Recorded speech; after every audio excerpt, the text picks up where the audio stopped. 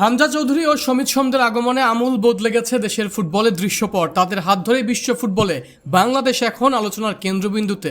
মেসির আর্জেন্টিনার পর এবার দেশে আসতে পারে 5 বারের বিশ্ব চ্যাম্পিয়ন ব্রাজিলও। সেলেসাওর প্রতিনিধিদের ঝটিকা সফর নিঃসন্দেহে ব্রাজিলিয়ান ভক্তদের মনে নতুন আশার সঞ্চার করেছে। মূলত আগামী অক্টোবরে ভারতে প্রীতি ম্যাচ খেলার কথা রয়েছে ব্রাজিল দলের। সেই সফরের অংশ হিসেবেই মাঠ ও সার্বিক পরিবেশ পরিদর্শনে ব্যস্ত সময় পার করেন দেশটির ফুটবল কর্তারা। জাতীয় স্টেডিয়ামের মূল পিচ থেকে শুরু করে খেলোয়াড়দের ডাগ আউট, আধুনিক ড্রেসিং রুম এবং মিডিয়া বক্স সবকিছুই বেশ নিখুঁতভাবে পর্যবেক্ষণ করেন তারা।